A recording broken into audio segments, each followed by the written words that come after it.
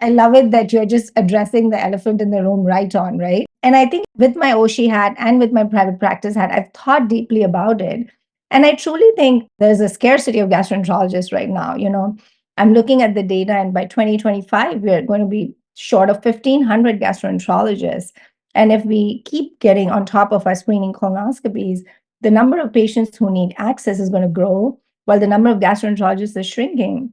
There's this sort of seamless exchange between the local gastroenterologist getting patients over to Oshi that need our services, us getting patients back to them that need their services. And as Treta is describing, their services will evolve over time, but that'll just create more opportunities to strengthen the partnership.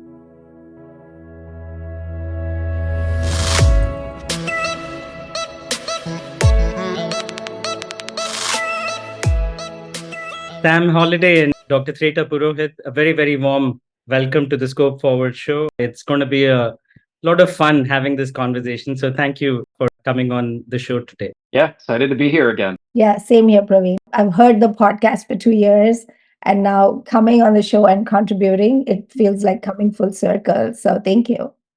Yeah, it's wonderful. So Sam, you're the CEO of Oshi Health, and the last time we had a conversation, it was right after the Series A funding of 23 million. Now, since then, you've raised a total of $60 million. The Series B was $30 million. Give us an update on what has happened since that point. Yeah, absolutely. And thanks for having me back. Yeah, it's been 2.5 years since that first time I came on the show, and a lot has happened. At that point, we're pretty early in our journey. We, with that funding, went on to run a clinical trial on our care model. And just to orient everyone listening, we're a multidisciplinary care company in GI. So we provide the dietary, the cognitive, gut-brain interventions. We have nurse practitioners on our team as well who can support the medical side, and then great GI physicians like Treta who help oversee that team and make sure they guide our care. And we're delivering really high quality care now across the US. But that wasn't the case when we spoke 2.5 years ago. So we ran a clinical trial with a national health plan to study how does a virtual GI care company work. They were curious and wanted to know and wanted to measure our impact. And they wanted to measure it on a couple things. Was it a good experience for patients? Was it contributing to positive clinical outcomes? Because we were focused on a commercially insured population, they wanted to know what the impact was on people's ability to work because their customers are employers. And we measured that. And we also measured cost of care. Obviously, as a health plan, they wanted to understand how introducing Oshi along with local GI care could change the cost trajectory for patients. And so we had really, really strong results. We ran that in 3 states. And what we saw was 98% satisfaction in our patients. We ended up with 92% of those patients achieving symptom control, which to us means the patient now understands what causes their symptoms to occur. And we've worked with them to implement treatments that they can now use to keep that down, whether that's medication, dietary change, or gut-brain intervention. While we were running that trial, we started to get interest in the employer market to work directly with us. And so we ran 3 pilots with employers, partnership with Willis Towers Watson, one of the major consultants, to see when an employer offers this as a benefit, how does that work? Do we get the same results that we're seeing in the clinical trial? And we did. And the employers found that a lot more of their people than they realized had digestive challenges. And we showed the same types of results, and all of those employers have now gone on to roll this out to their entire populations. And based on the results of the trial, we've now scaled into national contracts with health plans, as well as some of the regional health plans like Blue Cross of Massachusetts, who we announced a contract with. We have a national contract with Aetna that's got a value-based component. So a lot of interesting things for us to catch up on today. And when we chatted before, we were only delivering care in 3 states. We're in 25 now, and we'll be in all 50 plus DC in the next 6 months. Awesome. And congratulations, because I remember that line from the last time that we met that, I remember asking you, Sam, what will you do with all this money? And you said almost in a heartbeat, go to all 50 states. And I've repeated that in many meetings subsequently, saying that, look, in a virtual GI care model, there's no limitation. So healthcare is far from being regional, maybe it is local, but it's not a limitation. It doesn't stop you from doing what you need to do at a national scale. So once again, congratulations. Now, Dr. Treta Purohit, so now you are a medical director at Oshi Health. You work in the private practice GI world, and now you work in this virtual GI care model. What's the biggest difference that you see for similar types of patients? I think this is a big dilemma that we have as private practice gastroenterologists, right? We have very high volume practices.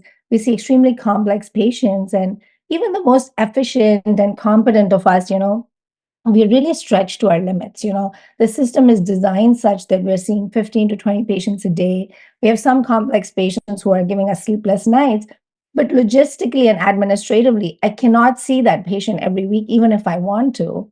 And that's when, close clinical coordination starts falling through the cracks. And now working with Oshi for a year, I realized what a huge difference this model brings, because it's not tied down by the fee for service model where you have to see a certain volume to meet a certain benchmark.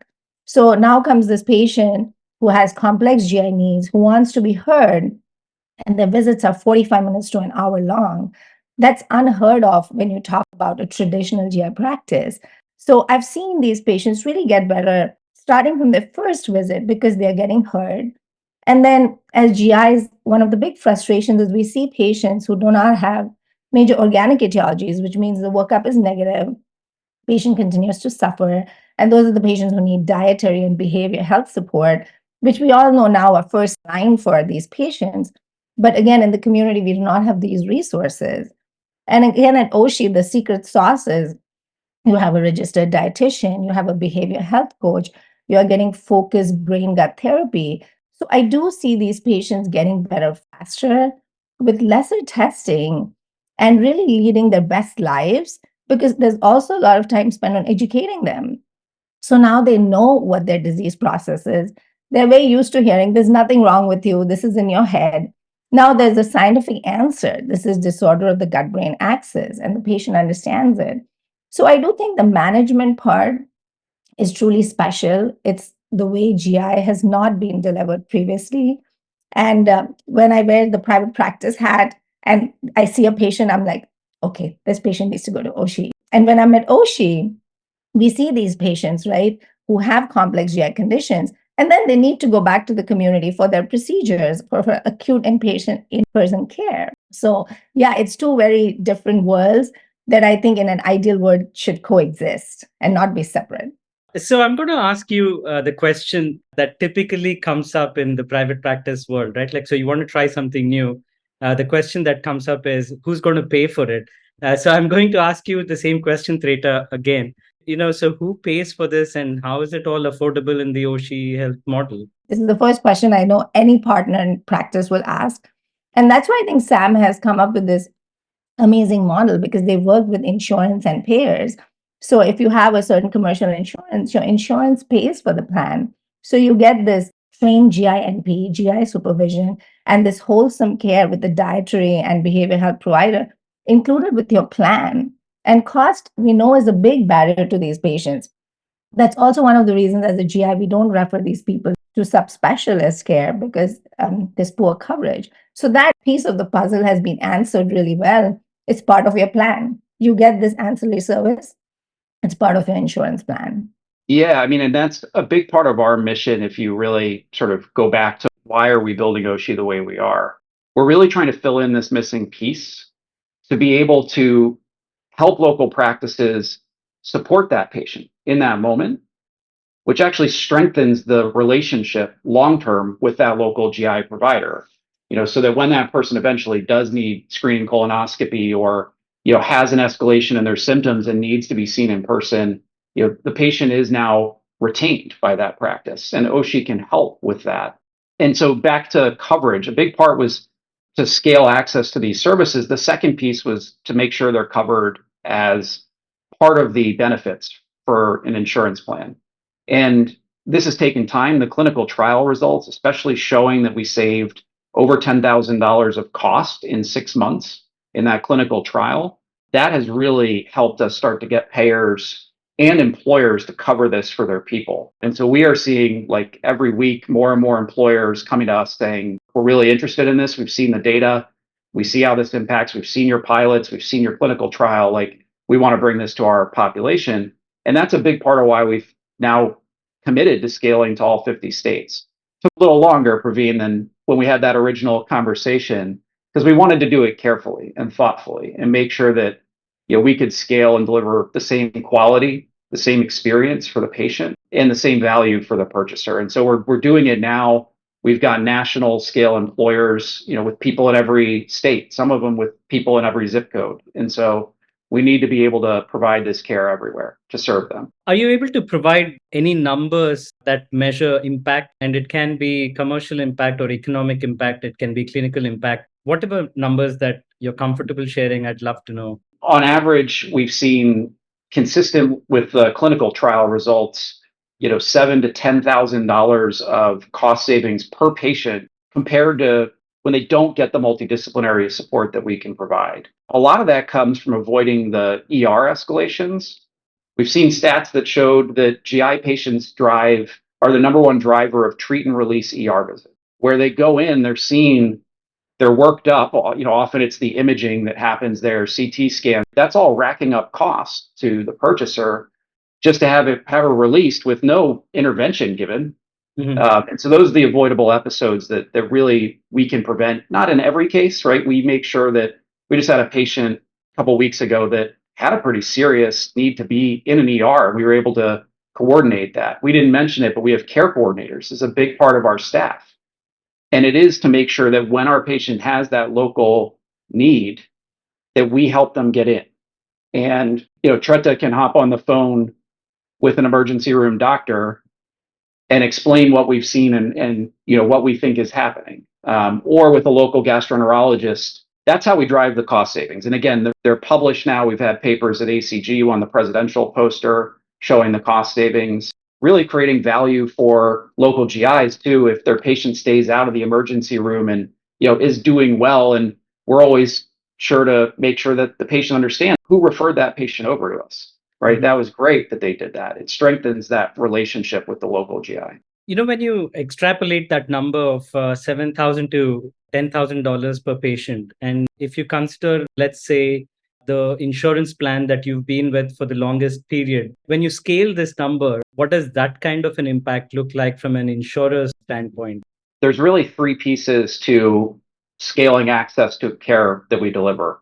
One is getting it covered, and that's really the job of the insurer or the self-funded employer to say, yes, I'm going to cover this. We're going to bill it through claims. It's administratively easy then for the employer to deliver. So one piece is working with health plans to get it covered.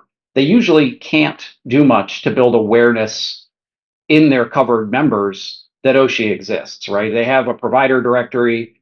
We're in there just with everybody else. Some of them have differential capabilities to surface us to people who they think might need GI support, but many don't. The employers, though, market benefits, right, to their people and say, hey, we really have worked to make this new benefit available to you. And we see really high uptake when we're communicated through an employer as a new benefit. We can get a couple percentage of their total population to come to Oshi to help navigate and coordinate their GI care. And oftentimes bring new patients that are commercially insured into our local GI partners as well, because they may come to us early in their journey and they may need colonoscopy, and we can get them in. We drove in our Aetna contract the screening colonoscopy quality measure from, I think it was 78% at baseline of the population that had been screened to 95%, right? So those people needed to get in and be seen and screened for colorectal cancer, and we were able to coordinate that into the local market. So it's another way we drive positive impacts. Really high achievement of symptom control, quality of life improvement, workplace productivity improved. So we had about a 50% improvement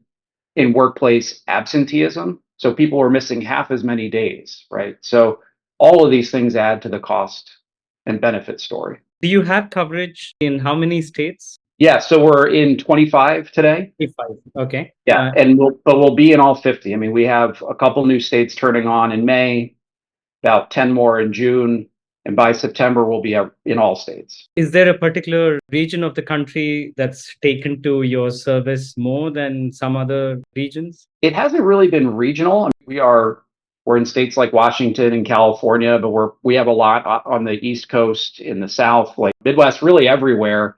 It's been more about where the population is. So while we're only in half the states, those half of the states cover about 90% of the U.S. population. Okay. We're really getting to the states that tend to be a little bit smaller at this point, but we can make a huge impact there, right? They may not have a gastroenterologist nearby, especially in more rural areas. And we can get people in to be seen quickly, figure out, do they need a local GI and do they need to get in for a procedure, and then coordinate that to the nearest GI doctor. Treta, what kind of conditions are you typically seeing? Like, so if you have to list down all the different conditions that Oshi sees patients for, what would be in the top 5? Honestly, we are seeing the whole breadth of GI conditions. We're pretty much seeing everything. And some of it is what Sam alluded to. Sometimes we are seeing patients where we are the first provider, like medical provider they have seen ever in their lives. So we are also making a lot of new diagnoses. But yeah, we're seeing the whole spectrum. A large majority of what we see is what now is called disorder of the gut-brain axis, functional GI disorders. So a lot of chronic abdominal pain, reflux, IBS, which is very similar to a brick and mortar practice. It drives the high volume of care that's needed. We are starting to see a good proportion of complex IBD patients, and that's what Sam alluded to previously. These are, again, extremely complex patients. And when a community GI has that patient, they're trying their best to serve these patients, but we have to remember these patients have very high demands. They require a lot of time. The evidence on IBD is constantly changing. As busy gastroenterologists, we try to keep up, but sometimes there is a gap. And we had a patient who was following with their local GI, but kind of struggling. And he honestly initially came to us for RD and BH, and we started picking up some clinical acuity. And that's where the clinical team jumped in and we made some changes in management, but we collaborated with the local GI because this guy was like, either I'm going to go to an academic center, I'm going to go to ER, or I'm going to go to a different doctor.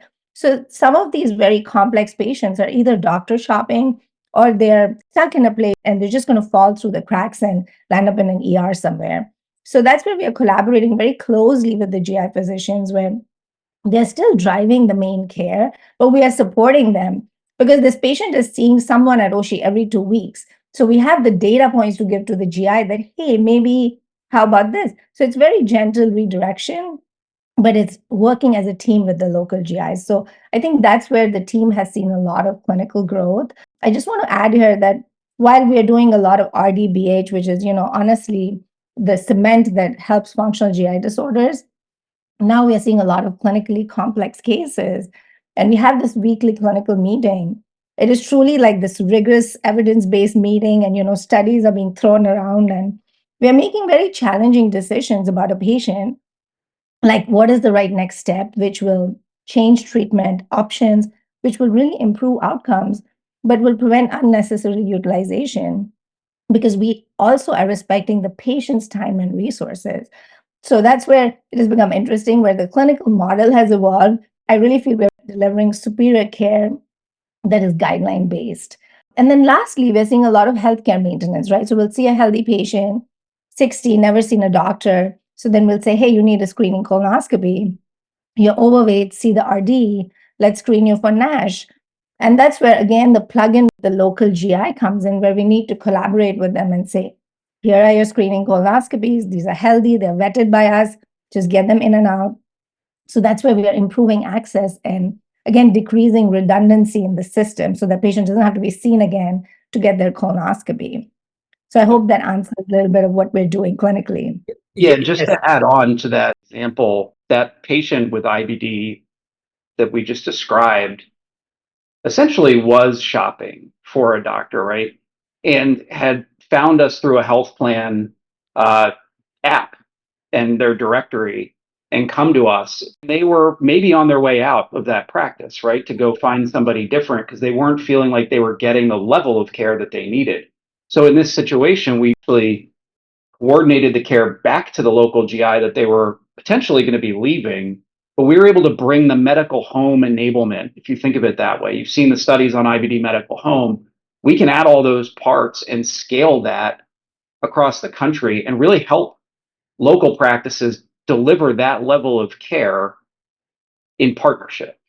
And I think that's the powerful piece that we're really trying to achieve here. So, in other words, Treta's colleagues from the private practice GI world needn't be worried that, hey, somebody's taking away my patients, because I'm naming the fear. This is a typical fear that the GI world would have with respect to anything digital from the outside. Treta, would love to hear your comments on that. I love it that you're just addressing the elephant in the room right on, right? And I think with my Oshi hat and with my private practice hat, I've thought deeply about it. And I truly think, first, there is a there's a scarcity of gastroenterologists right now. I'm looking at the data, and by 2025, we're going to be short of 1,500 gastroenterologists. And if we keep getting on top of our screening colonoscopies, the number of patients who need access is going to grow while the number of gastroenterologists is shrinking. Praveen, you've talked about burnout, right? There's a high percentage of burnout. About 55% of the gastroenterologists are over the age of 55. So the working population of GIs is shrinking. So I think where we should focus on is, where can we deliver the most value? We get in the patients who need the colonoscopies. We get in the pancreatic cancer patients who's waiting in line because 10 functional dyspeptic patients won't get off the phone call because they need to be seen and they're driven by anxiety.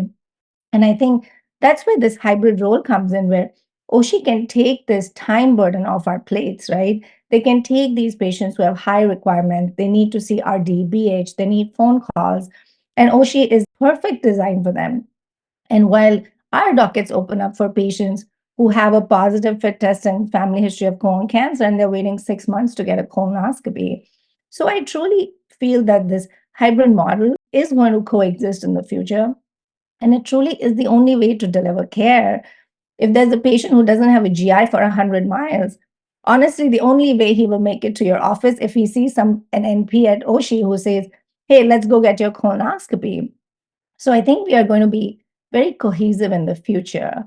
And honestly, as Oshi scales, the number of patients we see scales, and it also is going to funnel more patients and procedures to the offices. Is going to extend the reach of a brick and mortar office because of Oshi's reach. That I look at it. Okay. Yeah, and I'll add on just, colorectal cancer screening, I think, is a really important topic. And I want to make clear, and, my dad died of colon cancer, so I'm pretty passionate about this personally. And people should get colonoscopy, right? It is the gold standard still, and it's what we recommend. There are people who are resistant, right? And we will share all the evidence, we'll share the sensitivity and specificity, explain what those mean to patients, right? And we'll take the time to actually really try to make a good case that they should go for colonoscopy, assuming it's medically appropriate. But if they won't, we at least want to make sure they get a FIT or a Cologuard or one of the other options. A lot of development of new tests in the space. But we always are recommending colonoscopy, trying to navigate people into the local market. That's how we've driven that screening rate up from 78% to 95% in one of our commercial contracts. So I just wanted to make sure, in case people are like, oh, she works with insurance companies, are they going to be pushing lower cost tests? No, because it's not what the guidelines say, right? So we're really trying to help with that informed decision making with patients and do the educational parts of that. Thank you for clarifying that. I have a business question that I'd like to clarify. How does Oshi Health make money? Kinds of revenue streams? Who is paying you to do all this that you're doing? This is the mission of getting the health plans and the employers to cover this care. Today, we're only serving commercially insured patients, and we've negotiated these contracts. So we get paid essentially for only when a patient comes to Oshi, and then we get paid at milestones as they go through our care model, especially the multidisciplinary part, where, as Treta said, they're meeting every 2 to 3 weeks with a dietitian and or GI psychologist to iterate through the treatment, right? First, figuring out what's triggering the symptoms. Is it dietary? Is it gut brain? Is it both? And then starting on, okay, let's implement the changes, dietary, or teach them the cognitive tools to improve symptoms and reduce symptoms. So we get paid through our own insurance contracts or employer contracts. So there's no charge to the local partners that we work with. That's really important to us. And in a way, we're actually helping free them up to really optimize their practice. But as Treta said, let them, I had a GI physician who leads a practice say to me, we have so much colonoscopy, endoscopy demand. We need to be spending more of our time there to keep up. So if you guys can actually take some of this, functional gut brain patient follow-up care, and, you have the right providers to actually help, that actually frees up our time and our practices resources to focus on this endoscopy, colonoscopy, higher acuity care. And so, that's really the what's in it for the local practice, is that, lower admin time, lower follow-up with those complex high need patients, so that they can really do, try to keep up with the volume on the colonoscopy side. And you had asked, I think, in our prep for this, just a little bit about numbers. So we were zero revenue when you and I had this conversation 2.5 years ago, and now we're in the 8 figures of revenue on an annual basis. And we saw almost as many new patients in the first quarter this year as we did all of last year, just so you get a sense of the growth, right? So we are on an exceptionally high growth rate. And, this year, Oshi as a practice will probably see between 15 and 20,000 new patients across the country. Just to put some numbers out there so people get a sense, we have over 50 clinicians on our team now, and we've been adding new clinicians to the team to try to keep up with all this volume. Wonderful. And congratulations on that growth. That's really exciting, not just for you as a company, but I think for the industry, because it's indicative of the trajectory and direction of what patients are seeking, where everything is going.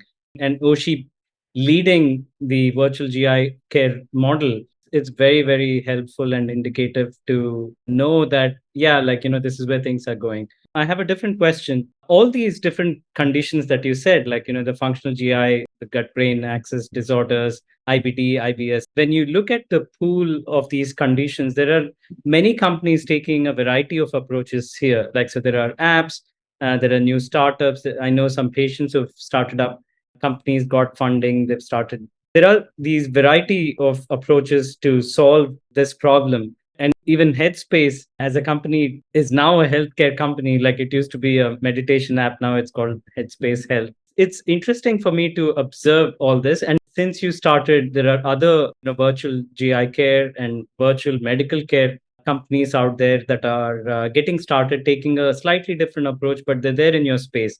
I want to know, how do you differ from the competition out there? We think it's really important that we be able to make a diagnosis or adjust a diagnosis or flag the fact that, hey, there might be something more going on here than the patient originally thought, to order the diagnostic testing, to, prescribe medications. And so we are the only ones today who have this ability, right, that are really delivering medical care, but bringing the multidisciplinary components into it. Our belief is that the app plus content plus coach companies, they obviously can't do what I just described. That would go back to the local gastroenterologist, and that's not a bad thing. It's just, again, it's not helping relieve the pressure, right? That's just going to generate more questions into the practice and more pings. Hey, I'm hearing this on the app, but I'm struggling. Like, I need to talk to a provider. It's not going to relieve the pressure of the cognitive, the gut brain patient in the way that it's pitched. Let's put it that way.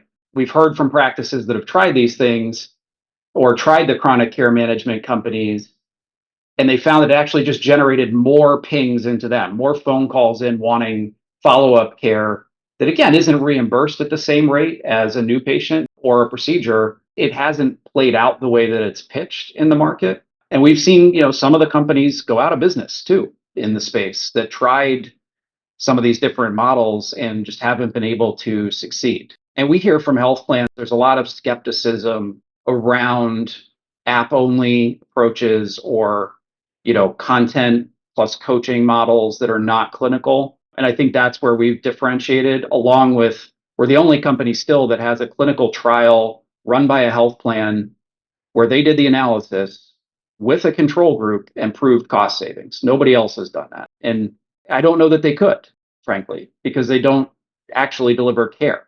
Pretty different. And I think getting the recognition from the purchasers of healthcare went head to head with some of these companies, for that reason. Trita, I have a different question for you. Now, you've been part of the GI Mastermind program, and we talk a lot about exponentials in the program. And I know you're both inside the company and outside as a private practice GI, so you have a very, very unique view. I'd love to know from you on how you see Oshi as an exponential care model that others in GI, the industry at large, could learn from. I think Oshi is the perfect example of a big gap in the industry that was providing multidisciplinary care to patients with chronic GI conditions. Traditionally, the only way these patients could get this kind of care if they went to an academic center. Now, with Oshi, there is a digital solution where using their phone, where a technology that's patient friendly, they have access to this whole spectrum of what you call a GI team. And these are, practicing at the top of their licensure, highly vetted physicians, nurse practitioners, dietitians, and behavior coaches who are all working together. But with technology, it's in the power of your phone. And you could be in any part of the country with any GI condition, and you could access these resources. So it's honestly like democratization of what initially used to be in the ivory towers, where you can only get this at a certain academic center. So I truly think this is exponential, right? You could be a GI in the community, you see your patient, and you send a digital referral to Oshi, and all of a sudden, a patient in Oregon is seeing a dietitian in New York who specializes in IBS. And I think that is the true power of a digital technology and an exponential technology. It's not governed by time or place or position. It's creating abundance where we have increased access because we're working through employer contracts. So I truly think there's a need. It has become exponential already. It's in 25 states.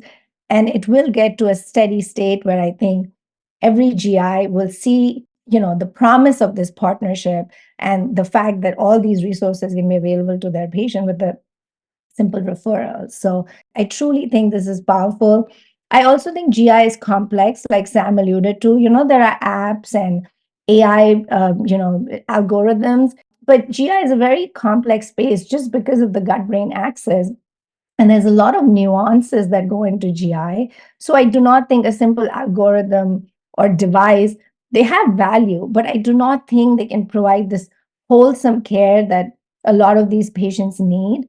And that's where it's hard to have a digital solution that provides that. That's what value I think Oshi has created. And if I can add one piece on top of that, we're also tracking a tremendous amount of data about the patients we're serving. And as the world continues to evolve with AI and machine learning and all these things, that data set will now help us start to figure out, okay, which of these interventions seem to work for which types of patients. And that'll make us quicker at getting the outcome for the patient, more efficient at doing that.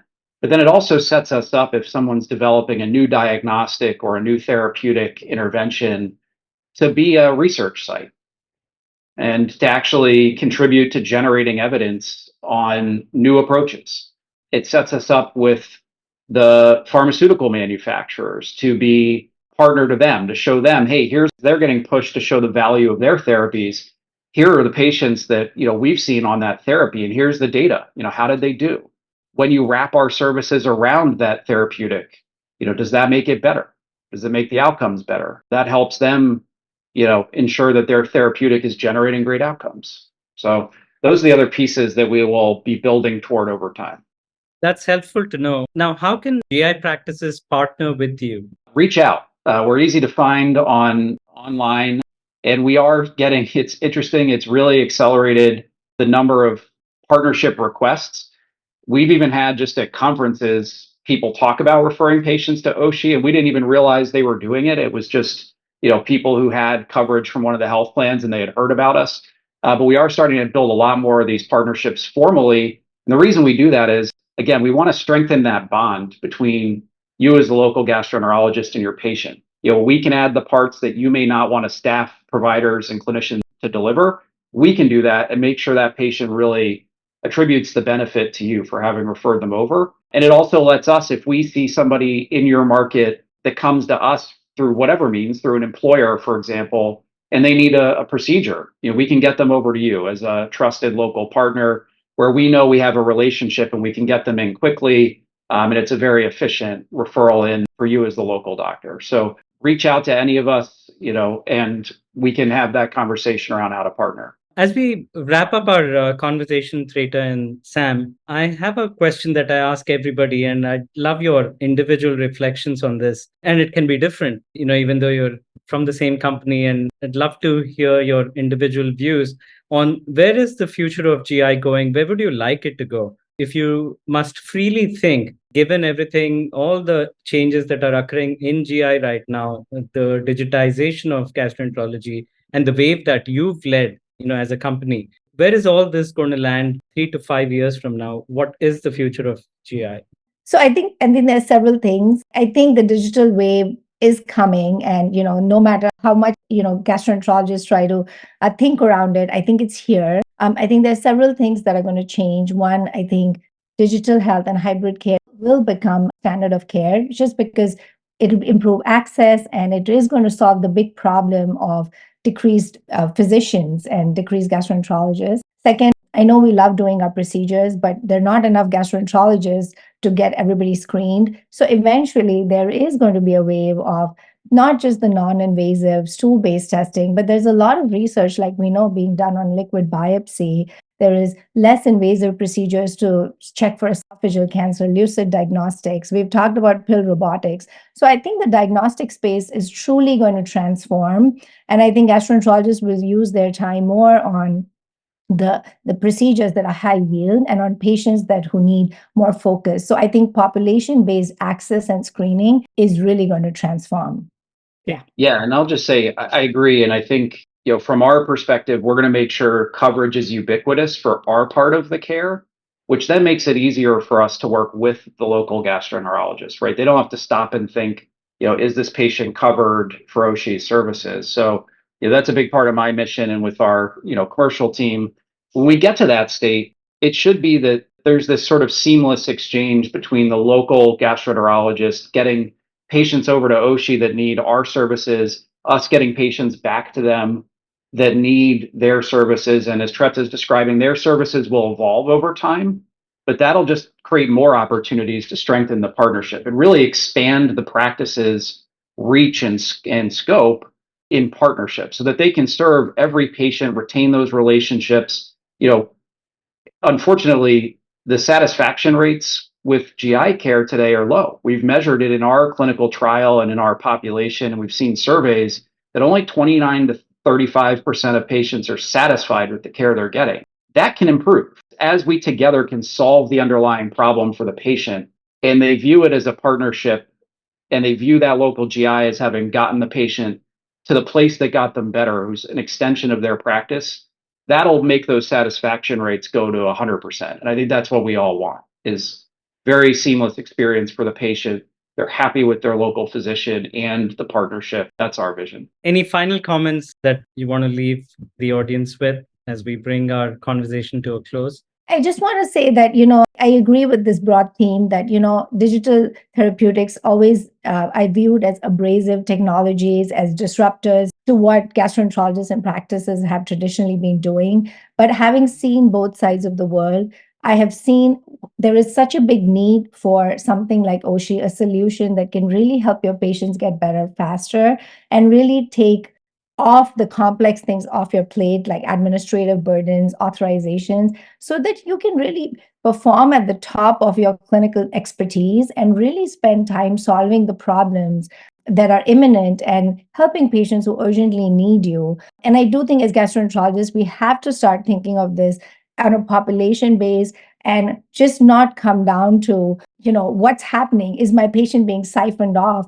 I don't think that's what is happening. There is so much demand. There is room for hybrid care. And that's what is really going to improve patient care. And it's going to improve the bottom line for everyone, including the patient, the physician, and the payers. So I just want to close on that. Thank you. That is hard to follow. I agree. That's the goal. We want to get the experience to be great, end to end.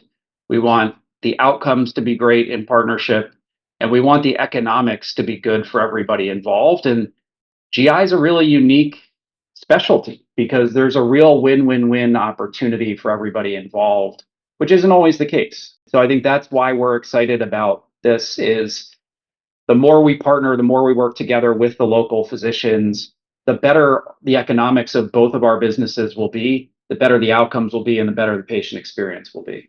Sam Holliday, CEO of Oshi Health, and Dr. Treta Purohit, Medical Director of Oshi Health. Thank you so much for coming on the Scope Forward show. This has been a fantastic conversation. Thanks for having me.